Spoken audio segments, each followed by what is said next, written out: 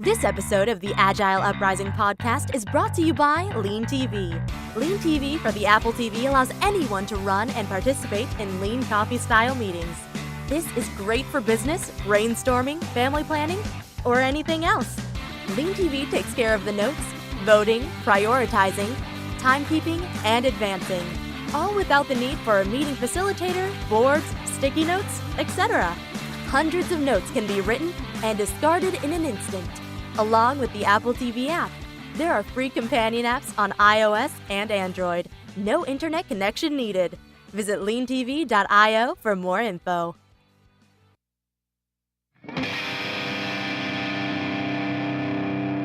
This is the Agile Uprising podcast.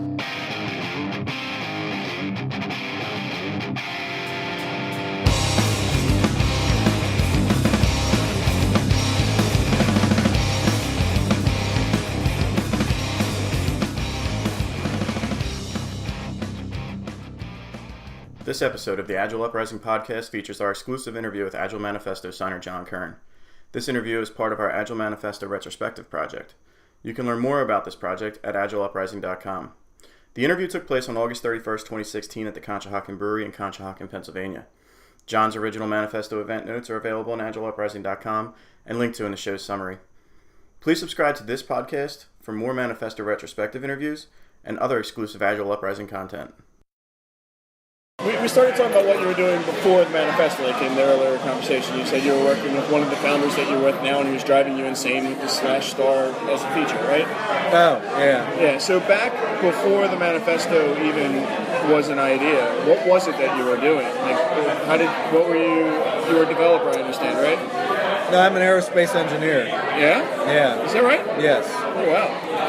So, that's probably a blessing. I do not have formal computer science training. You would laugh. All of you would laugh at my lack of knowledge of, like, the Knuth, freaking gigantic volume 4 books of, like, I don't give a shit about doubly linked lists and making one faster. Because I rely on you guys to figure that crap out. Really?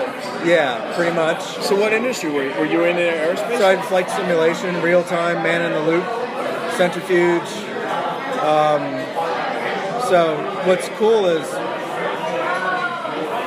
in college, I started with punch cards on one.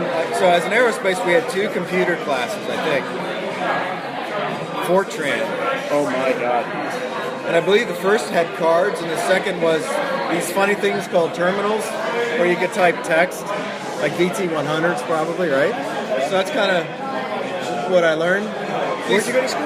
Ohio State. Go Buckeyes. The Ohio State. Right. Sorry. The Ohio State. Like, what other one is there?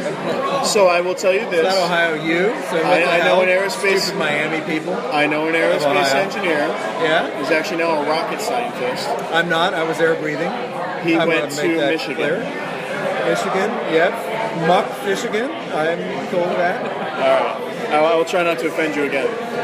It's all right. I make no promises, though. No, I actually met... So, Woody Hayes, like, famous. So I met him. How? Walking from near the Horseshoe Stadiums were 2 dorms. I was on the 22nd floor of the dorm. And we would walk past the Horseshoe Stadiums to get to classes, the Horseshoe Stadium.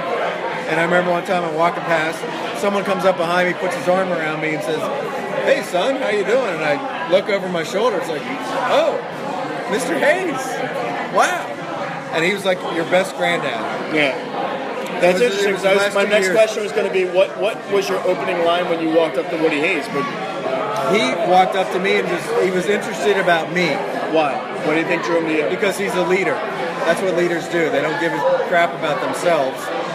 They leave you after a conversation because they talk about you, not about them. So he was just, "Hey, what are you taking? What are you studying? How's it going?" I mean, I was really impressed with Woody Hayes. He was like your favorite granddad. So do you remember what you felt like when Woody Hayes walked away? Oh, I was like yeah, I mean, he was famous. Like, oh my God, he's like the guy.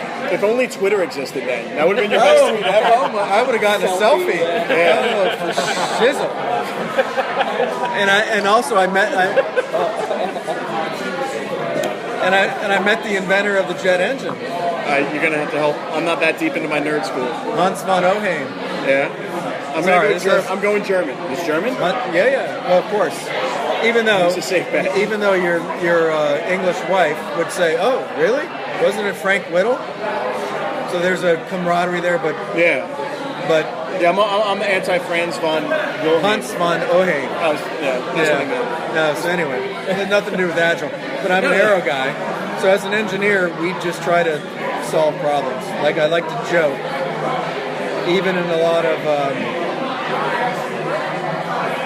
keynote addresses I would do in front of developers. I would say, I'm an engineer by training.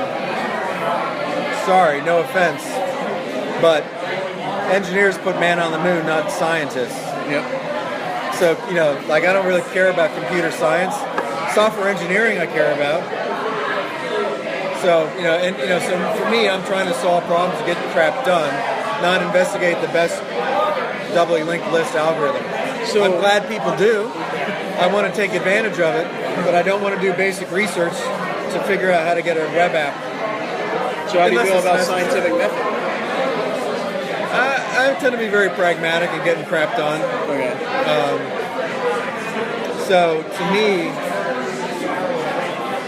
I kind of cut my teeth doing a lot of Defense Department contract work, flight simulation, DoD, F-14 flat spins, just like Goose died in a flat spin in Top Gun. I was actually putting people through flat spin training in centrifuges that we built.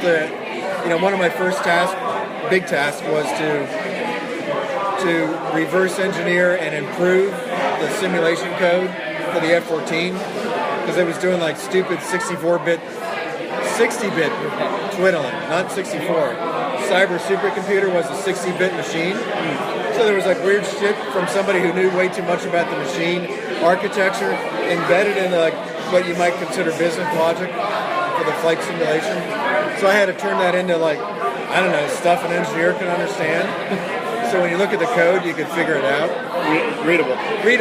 Yeah. It's one of the oldies, right? It's a classic. Like, yeah, you wrote it once, dumbass, but like the rest of us have to read it 1,000 times. So make your freaking variables like something I can comprehend.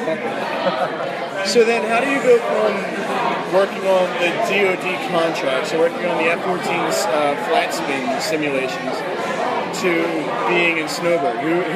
What was the connective tissue? Who gave you the phone call? What was the phone call?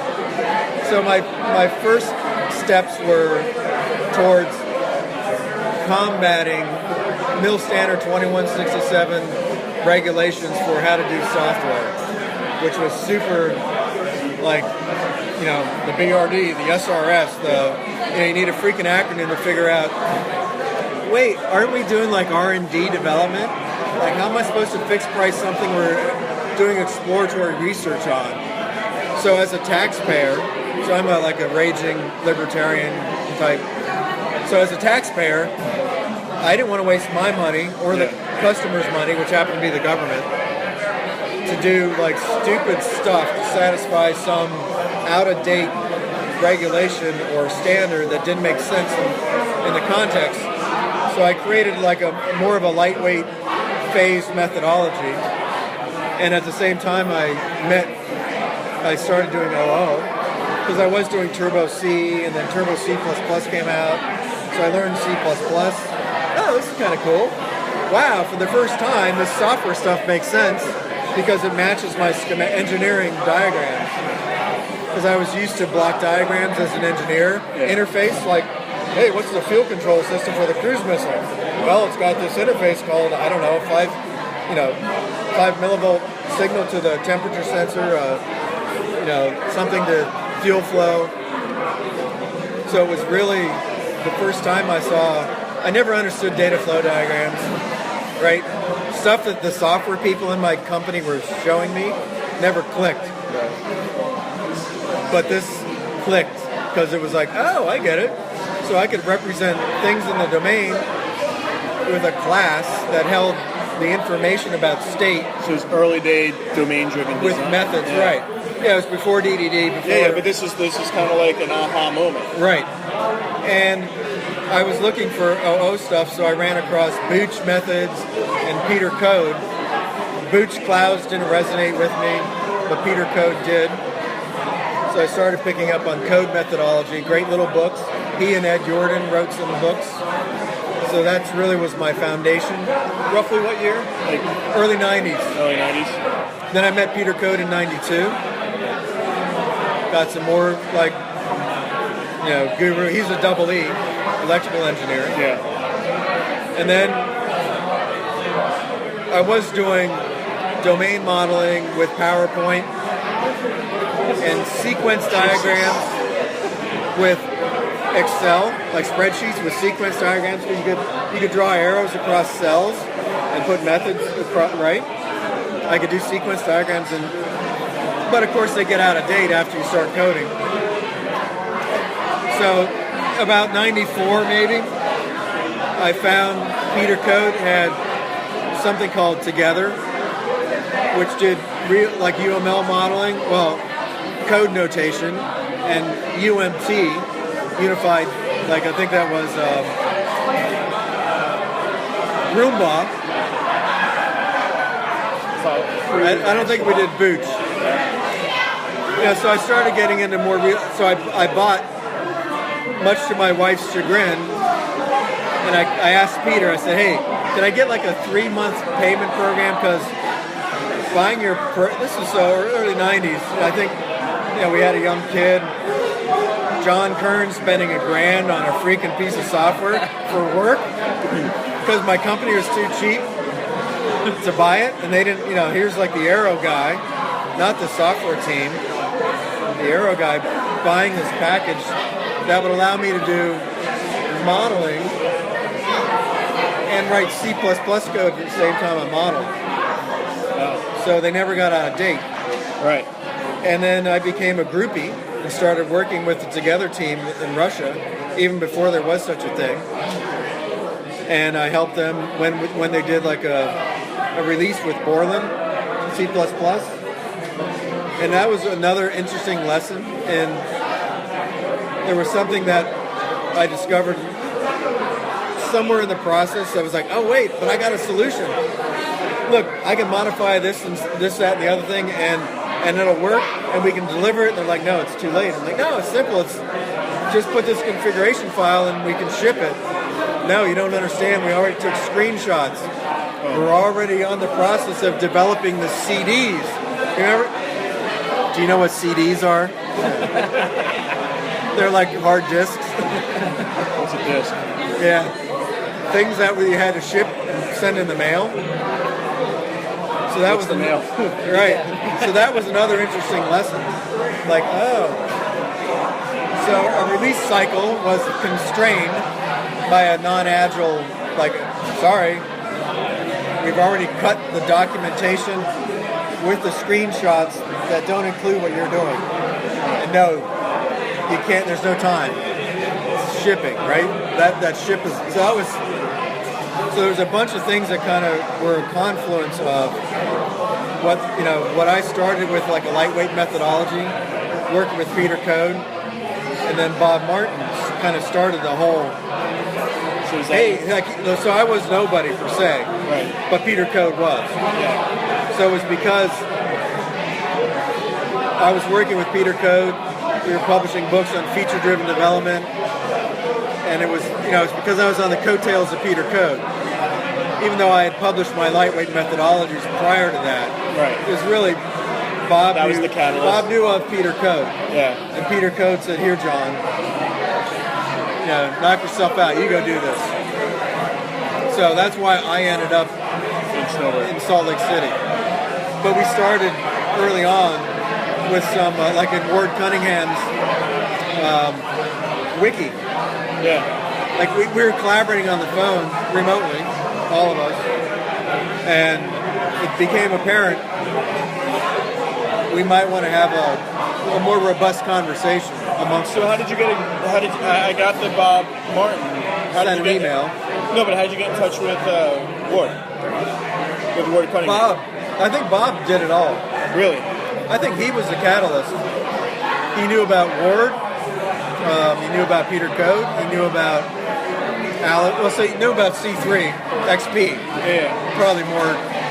That'd be my guess. You should ask him.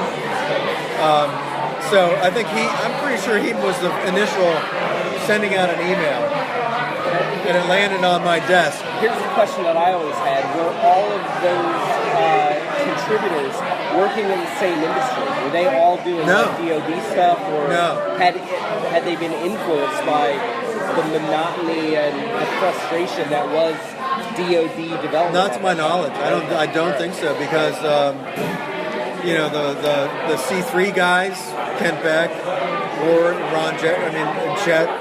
Chet wasn't there, but they were doing what? The Chrysler payroll, right? Right. Is that what they were doing? Yeah, So they were like big companies, but big not company like necessarily all payroll, DoD.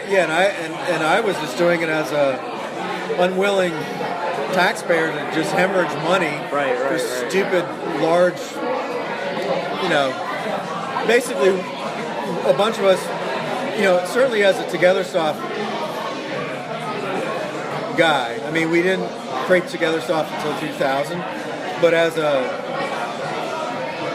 consultant, as a practicing,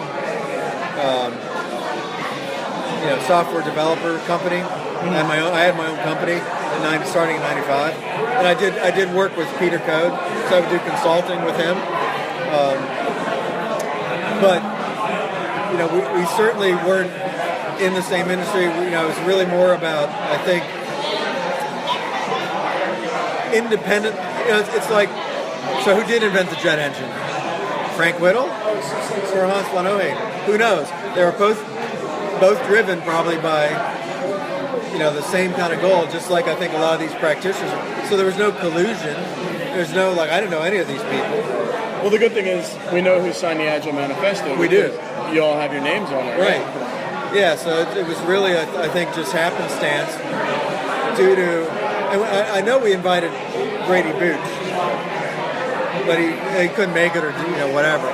So But we you were walked in- combating heavyweight, I don't know if you guys know Rupp, Very right? familiar, But, in those days, it was That it's like combating Microsoft. It was the big gorilla. Yeah. So I loved competing with Rupp because I kicked Rational's ass with TogetherSoft. And I didn't need to, I never badmouthed them.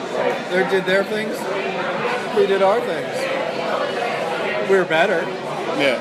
They finally copied what we did after a while.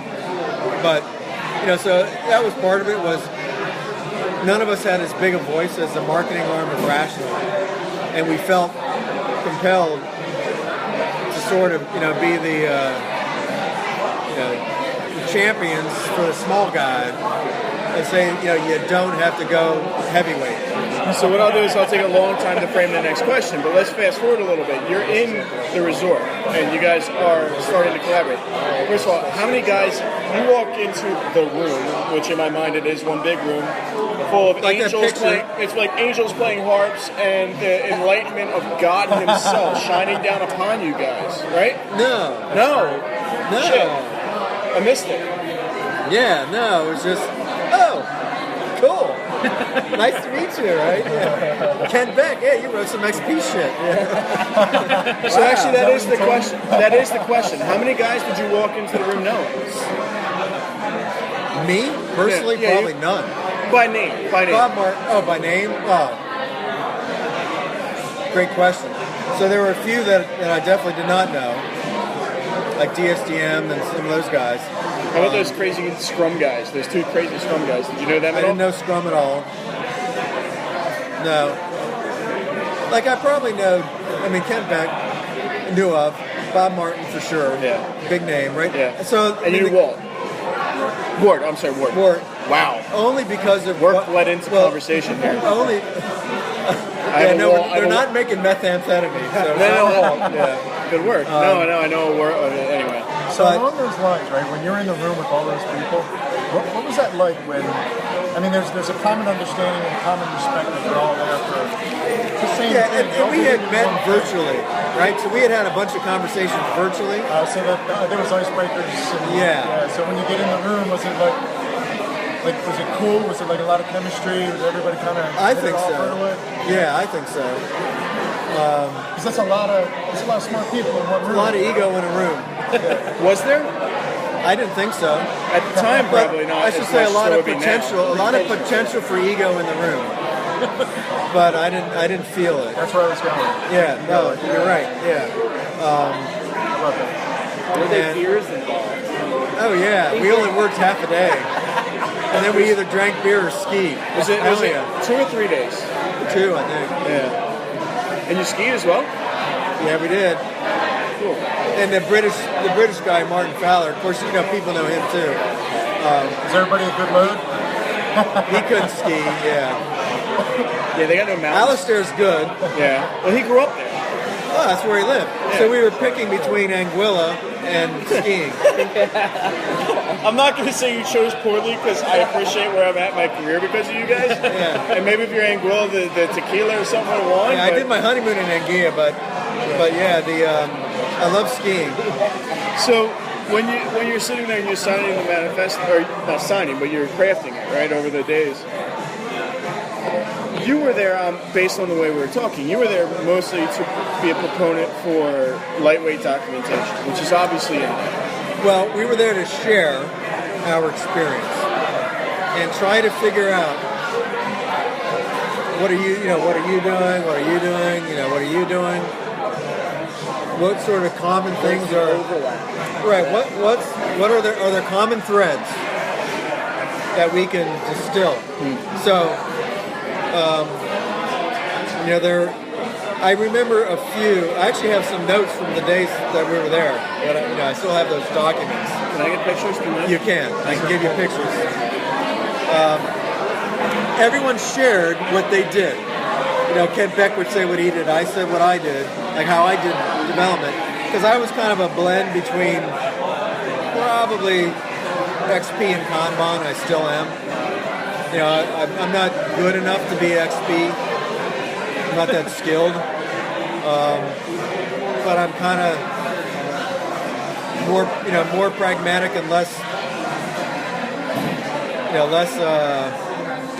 bureaucratic. So I tend to err on the side of I just want to do a set of things in the right order. I don't give a crap about planning. I hate planning. I think we covered that before. We did. Started recording. Yeah. So we shared because I never heard of DSDM, I never heard of Scrum, I never heard of XP. Martin Fowler, he wasn't probably a proponent of anything in particular, or Bob Martin per se, right?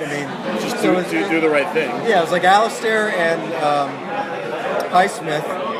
They had different views, like Crystal, and so we definitely fought and argued about 2 weeks. Are you insane? You can't do that in 2 weeks. A month? What the hell are you talking about? Why would anyone ever do a month? Yeah. So you can see compromises in the 12 principles. Like, There obviously were some stronger personalities in the room, just based on the way you said that. Were there many super alphas, or was there just 1 or 2 super alphas? Because we're talking about software engineers for the most part, right? I know you're not, but No. you weren't at that time. And I'm not a computer scientist. by nature, I would say I'm a software engineer. by nature, those personalities goal. are a little bit more if we were going to paint the portrait of a software engineer at that time, or a computer scientist at that time, they're more introverted. But it sounds like there's a lot of personality in this. Yeah, nobody in the... Well, there were a few people that might have been more introverted. Where did you fall on the spectrum? Yes. No, I was... How much beer was involved? Well, during the day, not much. But I would like to think... All I know is I got my points across. I was very vocal. I'm pretty opinionated about making sure lightweight methodologies rule the day because of my experience with the heavyweight. And one of the cool strategies that I think Martin Fowler did was, all right, here's some index cards. Everybody write a handful of words on a card and throw it in the middle of the floor, and then we'll go over them. I'm pretty sure the very first one I wrote was honesty. And I say that because of the, hey, we're 80% done. Yeah. Who gives a shit? Right? I mean, my point was, you can game the system if you want Gantt charts, because I grew up in more of the engineering Gantt charts. I actually tried to do my initial software development like Gantt, like I did engineering, and crashed and burned. It's like, okay, you and one army is going to make this work. Was earned value a thing? Were you familiar with earned value? I've heard of it, but it was not a thing then, to my knowledge. Okay. But I've heard of that. That makes no sense. But to me, the key was crystal. Like, it's either done or not. Yeah. There are no partial credit. You know, and I was always a proponent of a full vertical slice. There is no, hey, I got the UI done. I don't care. Unless there was like a lot of you had to do a lot of crazy testing out in the wild, and you're coming up with like awesome UX. Okay, go ahead and test that. But that's a task, right? That's not a feature. So to me, I was very adamant about making sure that, because again, DoD documentation. The first card you filled out said what? Honesty. So because so much in non-lightweight methodology was like bullshit. Yeah. Like, I'm going to build I remember consulting with USAA and meeting the Air Force, the leader, General Walker, I think he was a CIA, not CIO. Close enough. Same role. Tipping my hat of why I was in Russia for 3 years. But, wow. But I remember walking through a room full of people doing nothing but 9 months of use cases. And I was the one like, dude, what are you doing? Well, they tell me they don't know the requirements, so they're like reverse engineering what we do, and they're making all the requirements again. I'm like, oh my God. So at the end of 9, or I would see like one group bid on the upfront, the classic waterfall. And that, as a contractor who just wanted to get shit done, it confounded me that people actually thought there's value in building a river raft full of documentation and then giving it to Rob. Okay, Rob, go implement it. How much of the nuance of those conversations just goes, whoop, okay, and you're doing design, by the way, and you're doing development, and you're not going to talk to each other, So that kind of crap, I wanted to make sure that people knew damn well that was. So let me ask you, horrible way one of my favorite, the most beautiful pieces of the manifesto, and as it relates to the principles, I think it's somewhere towards the bottom, but I might be visually off here, is the respect for people, right?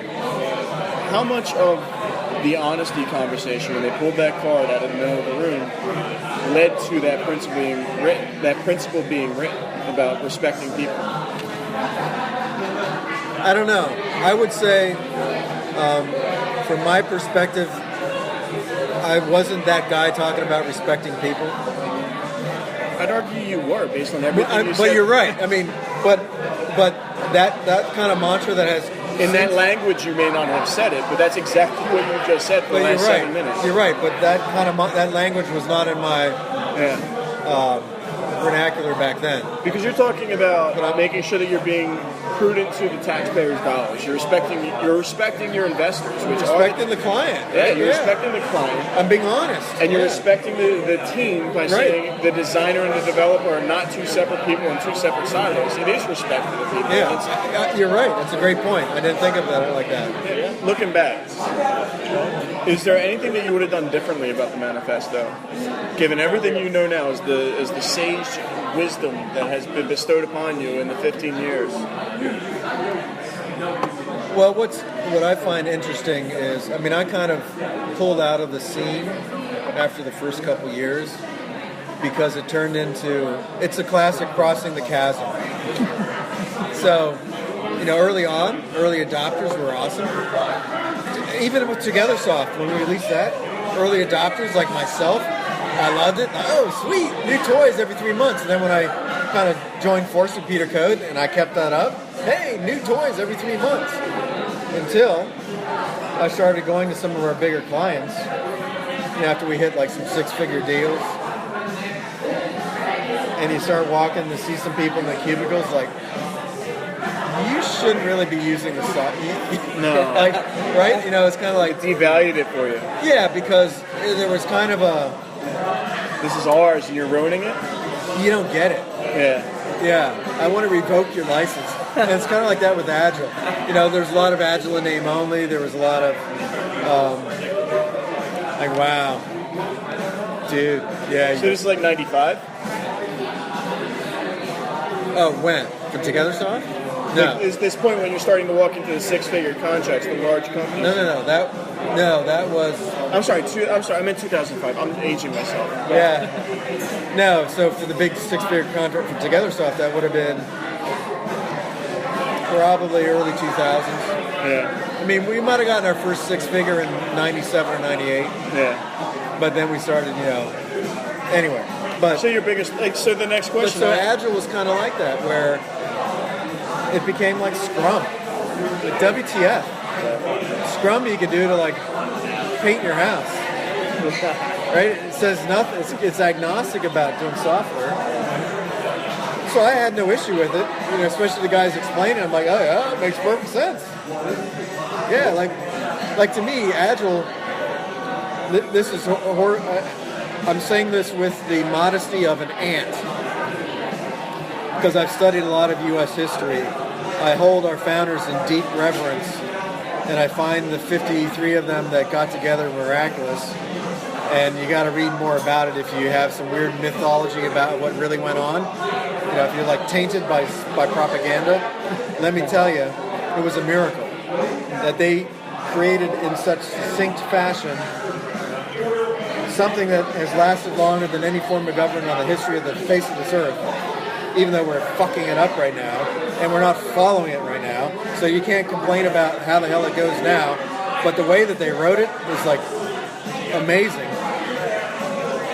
And I find, in very, very, very small fashion, the Agile Manifesto is similar. Like, go ahead, try to refute those 4 bullets. Knock yourself out. Yeah, right. Because that, in my mind, they both got to the essence of human behavior.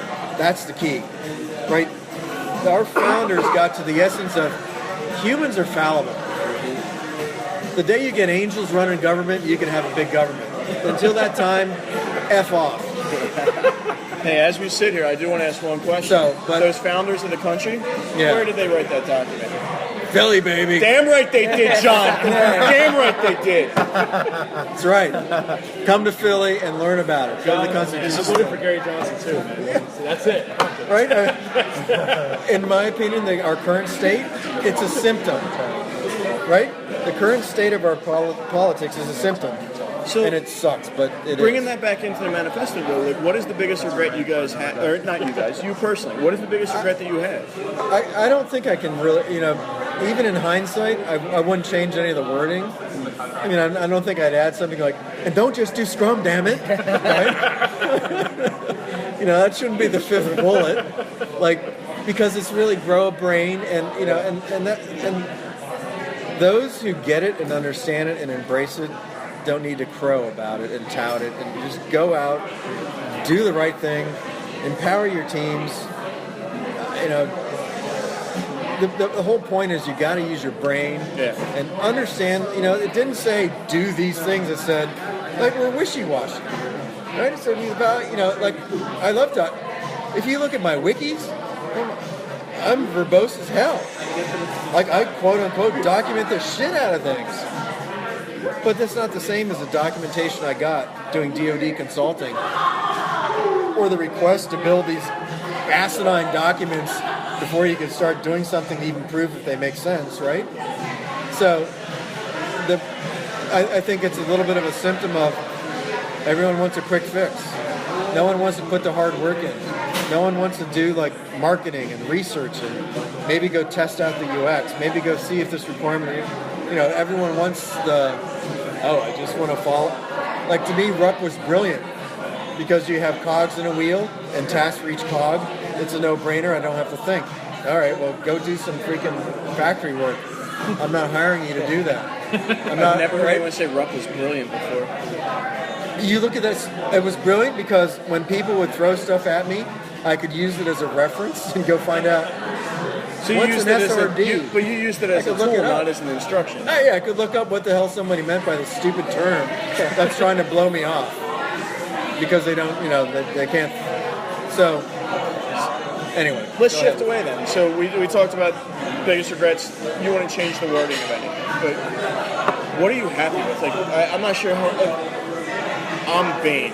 So if my name's on the Agile Manifesto as a signer, I'm reading that every single night. Like if I'm on Tinder or if I'm on that's Match.com, I'm putting that shit on there. Yeah, exactly that. But like, Luckily, that's not on audio. no, video. It is audio. We got audio under control. Yeah, but you didn't hear it. Yeah. So what do you look back That's at? hilarious. I got a story for that. What? No, it'll wrap up. Don't worry. Hopefully. So no, the greatest success. Like when you look back and you're Well, like, hang on though. So the whole bullets and like being a signer. So I remember one job on one. I might have been some place I was keynoting at, but I'd go to other people's conferences. There was speaks, and so there was one. Then I would have different talks myself. And I remember one that I went to was about Agile. I remember making a comment in my talk about, yeah, it's great, like some people can recite the bullets. I'm not sure I can. Literally. Like right now, if you put me on the spot, even after the beers, I could probably come close to the 4 bullets. even the principles. Oh, the 12 principles? Yeah. Forget it. Yeah. Forget about it. No chance. No chance. Oh my, that's 12. Well, I've been putting That's them my on- wife. I yeah. can barely remember 3 things at once. You got the kids' names? Yeah, luckily, because that's why you stopped at 3. But because in my mind, it's something you embrace and live and just do, not memorize But I get it, right? I mean, part of I don't know why the hell the Japanese martial arts crap is all over our industry, but that's the whole shu ha-ri stuff. Right. I get it that if you're in the shu, you gotta kind of try to mimic something. It's a starting point. Yeah. But- That is why Scrum took off, in my opinion. Probably because it's very dogmatic. It's dogmatic. It's following a dogma. It's simple to understand. It's simple to understand. It's a dogma. It's not I don't have to necessarily think about it to get started. So to me, that's not a regret, but that's a story about I don't memorize the bullets. I don't even know them because I try to live them and just do them, and because they emanated partly from me and my cohorts. Right. That's so, awesome. So that's that was a. And funny is the guy came up to me afterwards and says, "Oh, I was that guy you were talking about." He goes, "Yeah, I practiced really hard to memorize it because I was afraid of messing them up, and especially I saw you in the audience." Oh, I got a story for you after this. So anyway, that's similar. Essentially. Yeah, It's like, especially someone like yourself who's just like, Yeah. So to me, that's what's natural about it, and that's kind of why I pulled out of it because it became more of a. Do it. People shelling it, selling it, shilling it, which is fine. I don't mind. Make money, knock yourself out. So, back into the positive though. Like, what is the greatest thing that came out of that in your opinion? Like, obviously, there's a million different answers to that question, but for John Kern, like, what's the best thing that came out of the manifesto itself? I think the fact that whether it might have happened on its own accord, but it empowered people to push back against the heavyweight process, which I felt was inefficient, ineffective, and missing the point. And tried to push our industry, because my very first public talk was software engineering was the title, and the subtitle was an oxymoron in your company.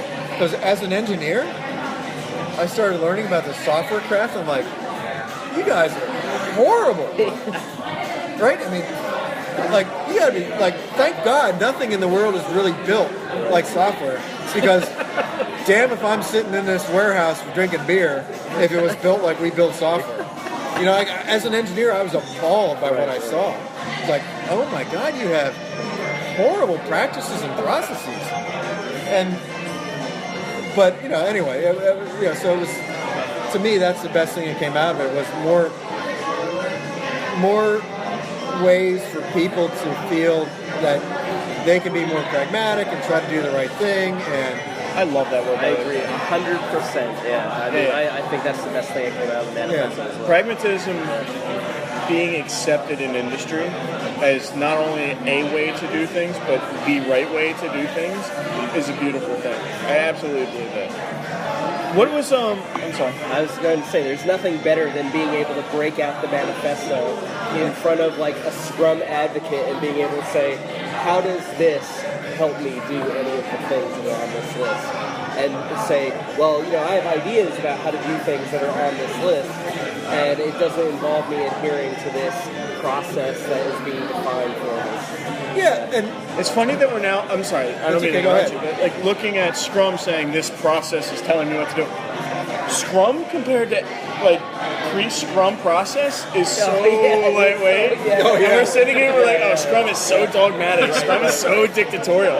Holy shit. that's a good observation. I mean, we've worked in environments that we where... move the bar. Yeah, like that is now a pain in the... Scrum is now a pain in the ass. Yeah. No, but honestly, greatest success. Like, what is the... When you look back and you're like, this came out of it... My I know greatest you success said- is marrying my wife so that we have 3 really good kids that she helped raise predominantly. And one of them speaks fluent Spanish. Yes. But you went with lightweight documentation, right? So that shit. Given what you said about your aerospace and your background, putting forth the idea that we give engineers enough information to let them make intelligent decisions. I mean, is that a good paraphrase of what you feel was your biggest That's point? that's a good paraphrase for how I try to run projects. Okay. But the manifesto itself, what would you say is the greatest success that came of that? Maybe at the meta level.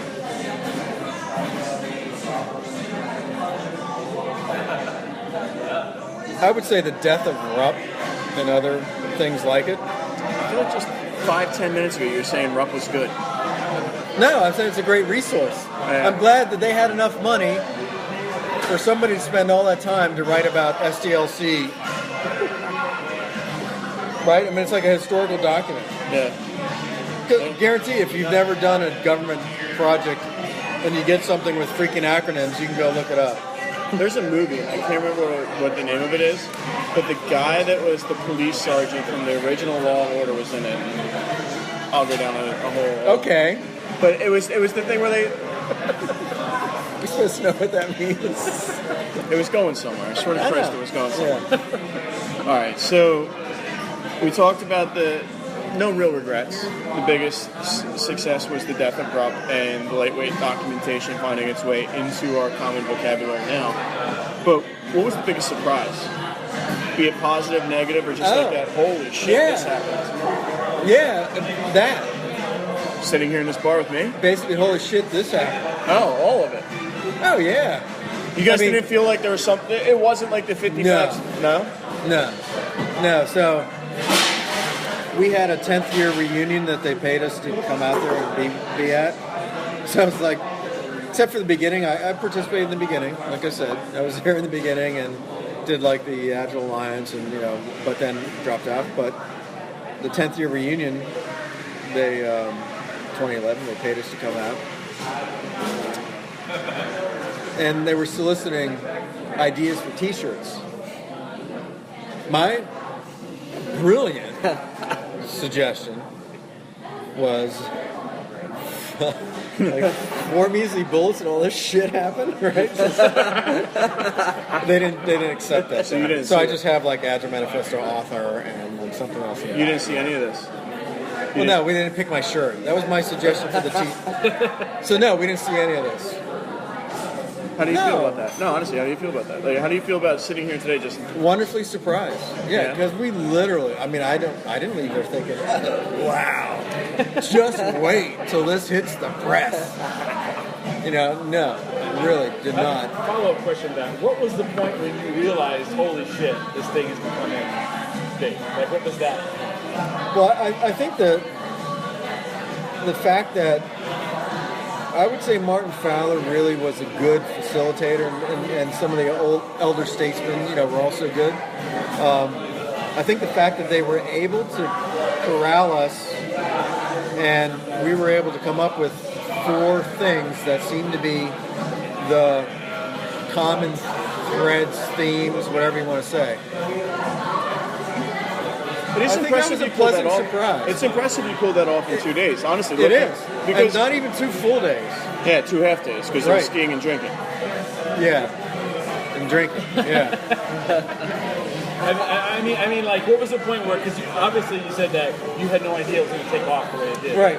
So what was the point where it first hit you, like when you saw other people using it, or when you saw something or some company where you were like, oh my god, like, we created something that's becoming huge, or going to be really big. Well, that's kind of an interesting question, because the one thing like that I remember was something that Peter Code and I created. And I remember seeing it on, like doing some consulting in New York with some company, and like seeing this funny diagram on the wall of a developer's cubicle. Like, oh, yeah, cool. I printed that thing out. That's awesome. That I put in that like, I think it was from the Borland CD. Okay. Right? So I was like, sweet. So it was like that, where you would see like people actually giving a crap. And I don't remember, like that one I remember distinctly, because that really was some stupid diagram I created. It was like, yeah, anyway. But, so I don't remember it as distinctly, but I do know seeing the manifesto printed out and hearing people tell me, thank you. I printed the damn thing out and put it on our like hallway wall, so I don't remember where it was distinctly, but I remember them being told and thanked for that they could take that page, those bullets, and just kind of do an FU to their, to people who were telling them to do stupid things. You guys have inspired a whole new generation of technologists, of creative thinkers, of problem solvers, and of engineers. And I think a lot of the innovation and the disruptive nature of things that we're seeing today, whether you like to take this as a compliment or a slight, is because of the line of thinking that you guys perpetuate. That would be nice. It's not nice, it's reality. I mean, that's awesome. Yeah, like it's no longer just a picture on a wall. You guys have actually changed the mindset of the way people look at problem society and our place in history, as we need to do what we can with the intelligence and the abilities that we've been granted, given where we were born and who we are, to make this place a little bit better. And freeing up the way that we think about things and putting pieces together as creative thinkers really was set in stone by you guys. Yeah, and I appreciate that you're trying to dig into that and maybe resurrect it and try to, continue to highlight that was probably the original intent, the most important initial fallout, because that, in my mind, is the most lasting benefit that we could hope for, is that it much like the Constitution, you can screw it up, right? You can be like, our Republican name only, kind of like we are now, or you can get your shit together, learn a little bit more about the history, about where it came from and the context, and try to live it. So, it is actually one of the questions, but it's perfect right here. So, how do you feel about when people talk about Agile as a methodology? What emotions does that evoke, and how do you respond to people that speak? That sounds like an oxymoron. I think Agile is more of a mindset than a methodology. Okay, so what does that mean to you? Like, what is the difference between a mindset and a methodology? Well, methodology means I could look, let's do Agile. So to me, Ruck was a methodology. Scrum's a methodology. I don't know. Name some more. Methodology has a cookbook kind of. It does, right? process. I can read about it, exactly. and I can follow it in a dogmatic fashion as I learn about it. So, love it or hate it, the Agile Manifesto purposely did not prescribe. Right? It's not a prescriptive methodology. So there is no such thing as an Agile methodology written somewhere, right? It's not on a wall. It's more of a, I hope to heck that someone building software that can kill you is not following the same process as someone just doing some brand new startup marketing bullshit website or web app. Please tell me you're not following the same methodology, whatever it is.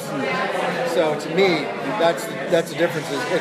It's right sizing the mindset and being as agile as you can be in your world. Because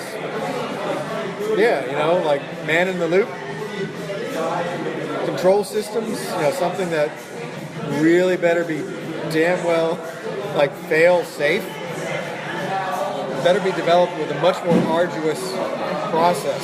Still be agile, still doesn't have to be, well, prove to me in a document that it works. No. Test the shit out of it, prove to me that you've got all the branches covered.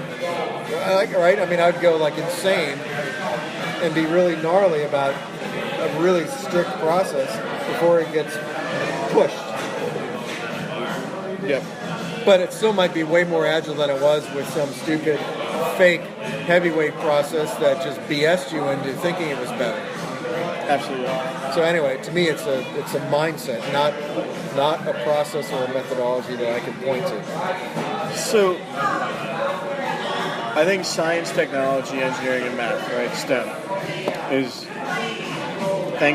thankfully. I'm a duly elected school board official, by the way. Are you? Speaking of STEM. So as a father of a daughter, and I know you have at least one daughter. Two. The twins are daughters. Yeah. We have a whole new... Not identical. We have a whole new generation that is going to be stepping into STEM, right?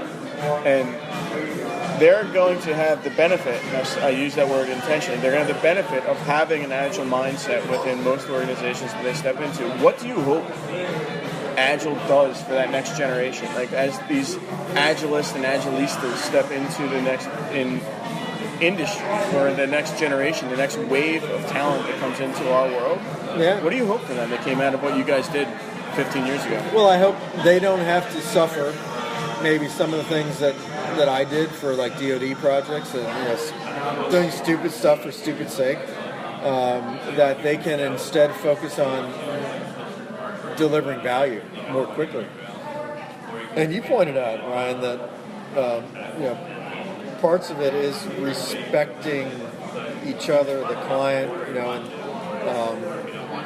sustainable pace, right? Some of those other goofy bullets on the other page. I think that also helps to make it a better environment within which to be doing this. To me, I code all the time. I suck at it. I'm like a kindergarten, but I code at home. I do it on the side. I do it for a side project. I do it at work. I love it. So I hope that we've made it not suck as much as it might have had we not been around. I promise. I just to give you resolution, I promise you, unequivocally, you have, and you've done it probably more than you'll ever give yourself credit for. Good. You guys, all of you, because I came up in the environment right as it was happening, right? So I graduated school in 2001, but I was working professionally prior to that.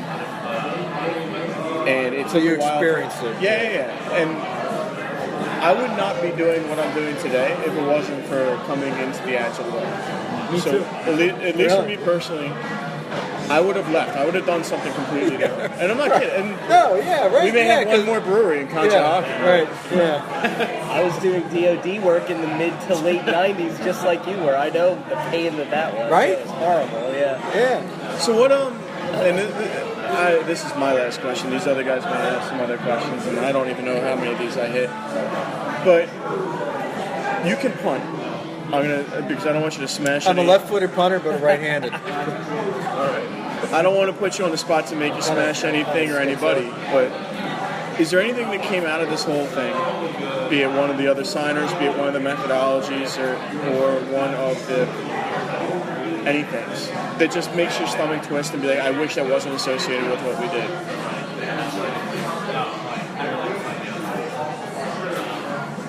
That's a great question. That's what interviewees say to Yeah, interviewers. Yeah, while you're scrambling. It makes me feel validated. Like I actually. No, put but some- it actually is a good question. Thank you. So I have to search because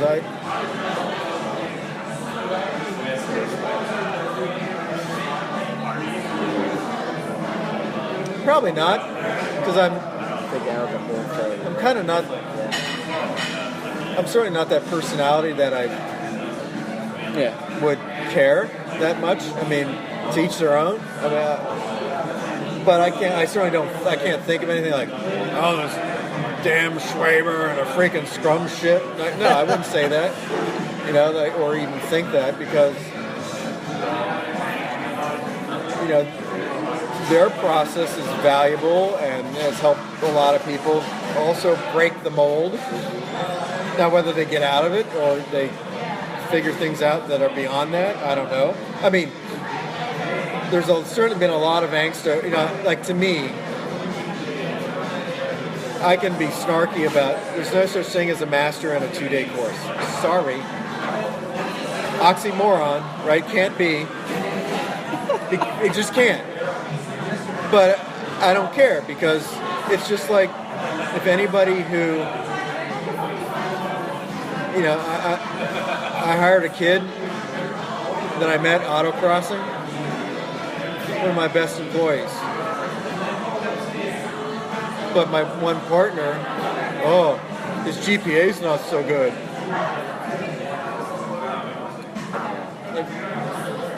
So? Right, so, you know, I'm kind of I'm much more about aptitude and attitude than any kind of. I'm not going to complain and say, great, someone's got a Scrum Master degree. Cool. At least you did 2 days worth of something. Right? Awesome. This goes back to a word you used early but on. now you got to use it, right? I'm going to judge you on what you do and what you know, not what you got. You know, there's been talk about certification for Agile. Good luck. I mean, so, you know, I'm not that guy.